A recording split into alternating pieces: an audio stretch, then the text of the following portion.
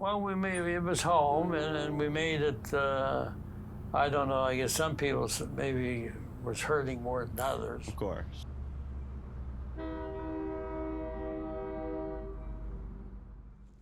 That was the voice of Mr. Bill Mont, a local Halifax legend best known for his role in establishing its first flea market and memorializing his former home in the community of Greenbank. You may be asking yourself, where is the community today? And to answer that question, we have to start here. This is the Halifax Railway Ditch, a 30 to 60 foot deep slice that carves its way through the Halifax Peninsula. In 1913, two construction companies began work on this project, Cook Construction Company Limited of Sudbury, Ontario, and Wheaton Bros Railway Contractors of Cumberland County, Nova Scotia. By its completion in 1917, the two crews had taken up residence on the south side of the ditch, just east of Yonge Avenue, as you see behind me, in the parking lot of the Halifax Seaport. Periodically, over the course of the 1930s and 40s, the community became home to dozens of working-class families, until one day, in 1955, when a notice came to vacate the land. A situation similar to Africville, where the residents owned their homes, but not the land that it sat on. This meant, under the promise of new development, they had no voice into the relocation. So behind me, 70 years ago, and 20 meters higher, was the community of Greenbank.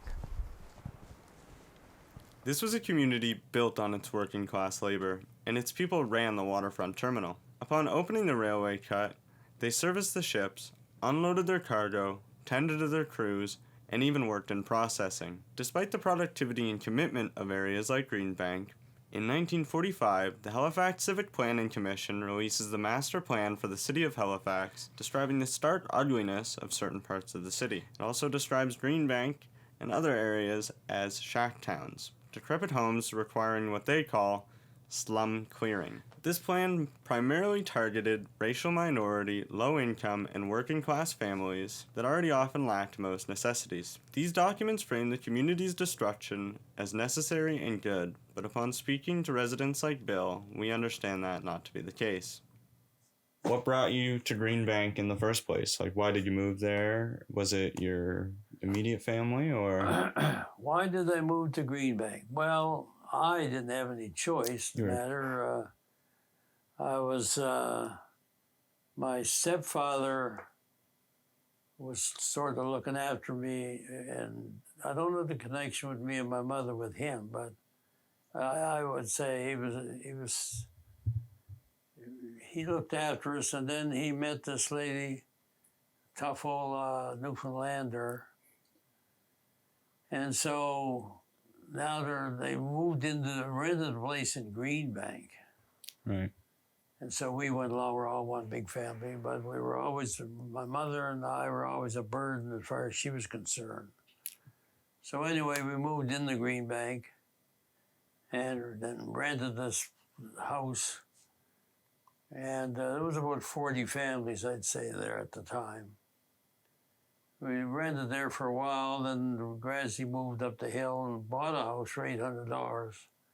But this was, why did we get there? Because this was the depression. Right. Depression. What year did you move in? Or around what time did you guys move there? Well, I was about 5 years old. Okay. So my father died when I was about 5. He used to go down, he was a boxer, and he used to go around all over the circuit, riding the rods, what they call riding the rods. Right, I read a little bit. Hitching train rides wherever he could. And he pretty well, I guess, had to do it because he couldn't afford to keep us. He was lucky to keep himself going. And so, like, the relationships with your neighbors and stuff in Greenbank, was it a pretty tight-knit community? Were the people close? It was, yeah. We were just like we were a village all to ourselves. Right. We were pretty well isolated. We were on the water side, the piers, and then the railway on the side. And then there was a couple of army barracks up above heading towards the street of Yonge Avenue. We're talking a rich place. Yeah, seriously. Yonge Avenue. and public gardens. I mean, the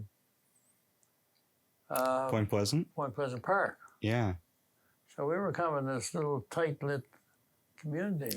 Yeah, it was pretty isolated. It Very much so. sort of just young avenue. But you know, it was a good life, really, in some ways, when you think back. Even though times were tough, you had a Steele's Pond there. We used to go skating.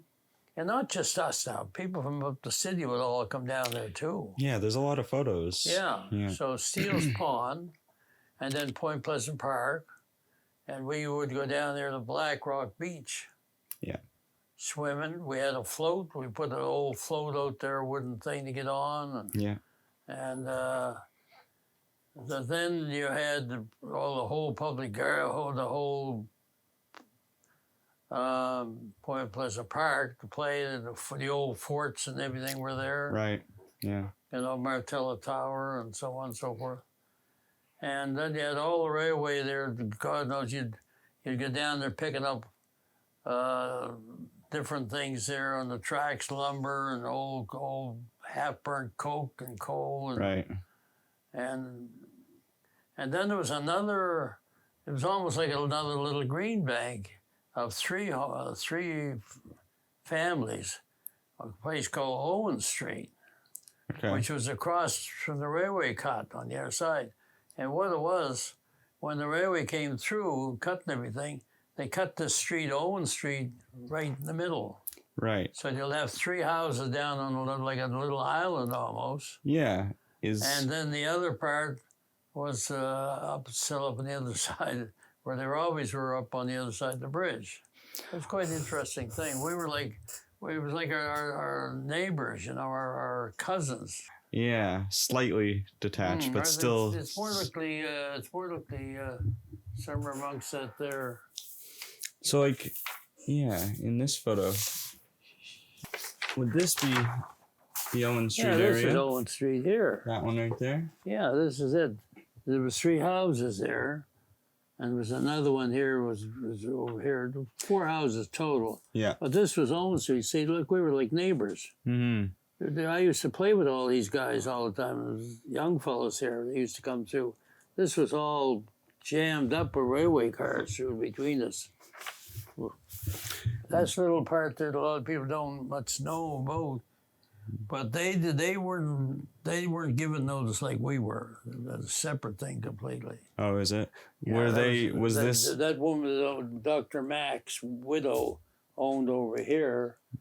And so that was Greenbank was completely separate from this as far as ownership. Here was my outhouse, by the way. Yeah, that's it, right isn't on it? the edge of the bank there. You can see it. Wow. Was it disruptive or weird living like above the trains right above you or right behind you? Well, you'd hear the trains coming in, and sometimes we'd torment that they'd be throwing coke at us or coal. Right. And we'd pick it up and take it home. There you go. Yeah, and go heat your house. Yeah. And so a lot of the families in Greenbank, I know you said some were from Newfoundland. Were most of them Newfoundlanders or? An awful lot of them came from Cape Breton French. Okay. Lordways, Mumbercats were down there, the Mumbercat family. But it was like Lordways was, and the little French settlements all down in there. So there's quite a few of them from there. Marchands would be from there. And was there anyone that was living in the community that was some of the earlier residents, like the people that were building the railway cut and built the community? That's the talk that we've heard. There was supposed to be a lot of Italians that built the railway through there, and this was their shacks. Yeah, that's the story. There was different names, too. It was called Dagoville. Dagoville, okay. Tar Paper Alley. Yeah. Shantytown. Greenbank. And little White Abbeville. Yeah. Yeah, it's we were like the other. They were up there. We were down here. My stepmother was about the #1 bootlegger of Greenbank. Really? What was she? Did she have like a still, or what was she using? No, just go to town, buy a bottle of wine for $1, sell it for $2 type of thing. Oh yeah, and Liquidator. and she was a tough old Newfoundlander, really hard nosed. What she would do, she would get the stevedores and freight handlers to come up, and she'd feed them. They'd have meals. Right. So she'd charge them for the meals. She'd charge them for so much percent off each game. If the game went for, whatever, she'd have her little 10% on that, Nice. plus the liquor. Huh. What was it like inside of the homes? Like in terms of the layout, was it you'd walk in the door and it'd be one big room and maybe a side bedroom? Pretty well, or? you have our house, for instance, had a front room, 2 or 3 bedrooms. Oh no, They were decent size. Okay. Yeah. Oh yeah. Yeah. They were comfortable, cozy. That's good. So, did any of the homes have indoor plumbing at all? No. Everything was outdoor, right? We had electricity though. Okay, that's And everybody certainly didn't have a well. right. So there were a couple of community wells. That was would go pretty dry in the summertime. Yeah, I've heard that they were. With the well down over the other side. What's your reaction to seeing a parking lot where you used to have this big open field in the community and Parking lot for what, the trucks you mean? yeah, like Well, I'll tell you what I'd like to see. I'd like to see some kind of a monument, a very, very minimum recognition for Greenbank talk with everyone. A simple little monument yeah, with the names of perhaps of the people, memory. right. Somewhere down there. That's all I would like to ask for the people. When I think about going way down, getting a big block of ice you could hardly put in a bag, Yeah, and carrying that all the way from where you could see all the way from here. yeah, at This is least. the cold storage plants right here, all the way underneath, getting underneath those cars and trying to get on up a big block of ice. It was never easy. Couldn't have been. And this is leaking. I done everything on the waterfront. Stevedore, freight handled, carry baggage. We were like part of the waterfront. We had passes, picture IDs and everything. First job cleaning the garbage there. Oh, the jobs I was with the railway. I done it all right up until the superintendent's office with grade 6. Wow. Every business or job I went into, I had no education off it. Seriously. Like the flea market. Yeah. I started it. Yeah. 10,000 people. Think of this now. 10,000 people every Sunday for 30 years. I was it every Sunday. Wow. The whole Maritimes, they all came to Sackville Downs, Sackville Racetrack, and then there. And all that stopped me was the government putting in Sunday shopping.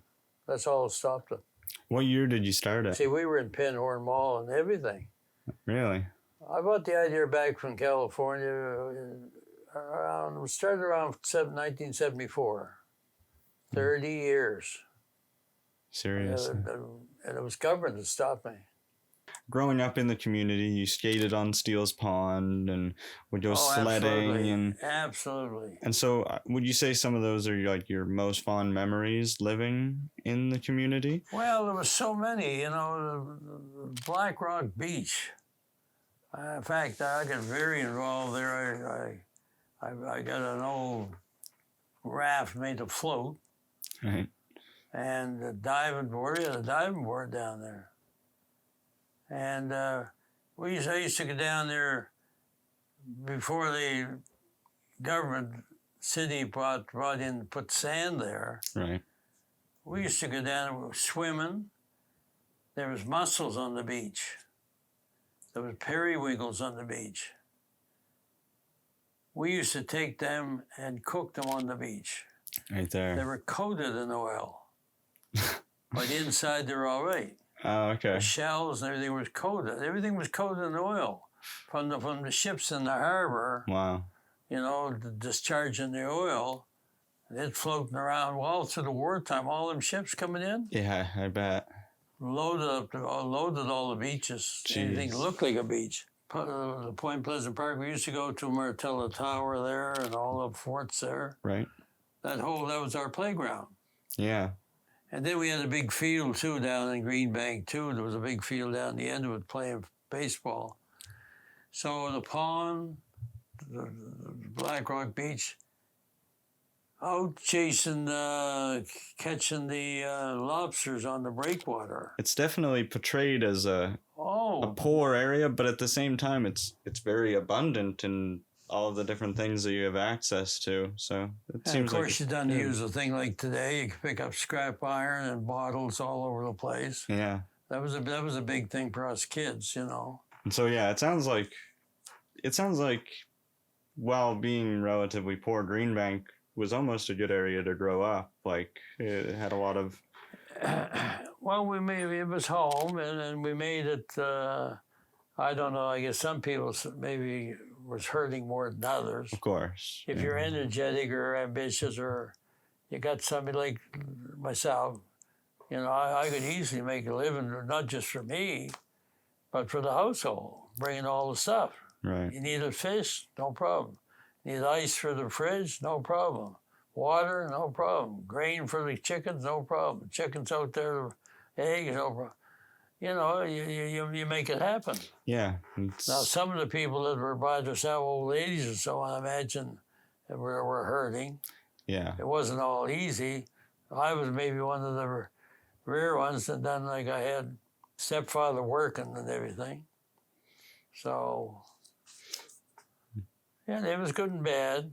Of course. Right. But the only thing is, just to give us 1 month to get out, you know, we didn't own the land, see. We were only renting that, I think it was $5 a month.